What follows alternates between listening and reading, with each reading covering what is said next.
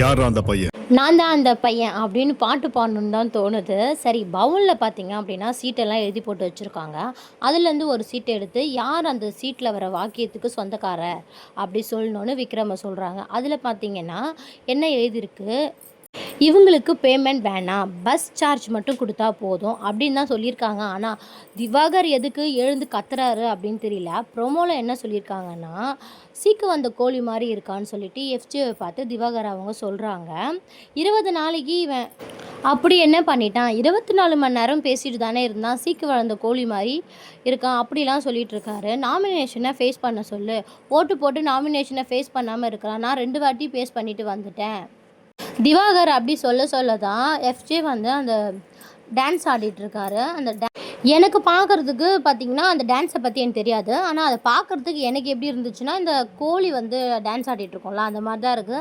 ஆனால் எஃப்ஜே செம்ம கானில் இருக்க மாதிரி தான் நல்லாவே தெரியுது. ஏன்னா வந்து ஒருத்தவங்க வந்து நம்ம தப்பாக பேசக்கூடாது, அவங்க உடம்பை வச்சு நம்ம வந்து எதுவுமே தப்பாக பேசக்கூடாது. இவருன்னு சொல்லும்போது இவருக்கு கோவம் வருதுல்ல, இவர் உடம்பை பற்றி பேசும்போது இவருக்கு கோவம் வரும்போது இவர் இன்னொருத்தவங்களை பற்றி அப்படி பேசக்கூடாது. ஆனால் என்ன அப்படின்னு சொல்லிட்டு நம்ம சரியாக தெரியல. நம்ம வந்து ப்ரொமோ பார்த்து மட்டும்தான் நம்ம பேசிகிட்ருக்கோம். ஆனால் நைட்டு எபிசோடில் தான் ஃபுல் டீட்டெயில்ஸும் நம்மளுக்கு என்னன்னு தெரியும். ப்ரோமோவில் இந்த சண்டை போடுறது மட்டும்தான் காமிச்சிட்ருக்காங்க. அதனால் இது மட்டும் நம்ம வந்து பார்த்துட்ருக்கோம். ஏன்னா விக்ரமுக்கு தான் அந்த பவுல்லேருந்து அவன் வந்து சீட் எடுத்தார். ஆனால் பார்த்தீங்க அப்படின்னா திவாகர் டக்குன்னு எந்து பேசுகிறாரு. ஆனால் அதனால் நம்மளுக்கு எதுவும் சரியாக கிளியராக தெரியல. அது மட்டும் இல்லாமல் ப்ரொமோவை பார்த்துட்டு நிறைய பேர் கீழே கமெண்ட்ஸில் என்ன சொல்கிறாங்க அப்படின்னா, பார்வதிக்கு லீவ் விட்டாச்சா, ஒரு ப்ரொமோவில் கூட பார்வதி வரவே இல்லை அப்படின்ற மாதிரி தான் பேசியிருக்காங்க. ஆனால் கரெக்ட் தான், இன்றைக்கி விட்ட எல்லா ப்ரொமோலையும் பார்வதி வரல, திவாகர் மட்டும்தான் திரும்ப திரும்ப வந்துட்டுருக்காங்க.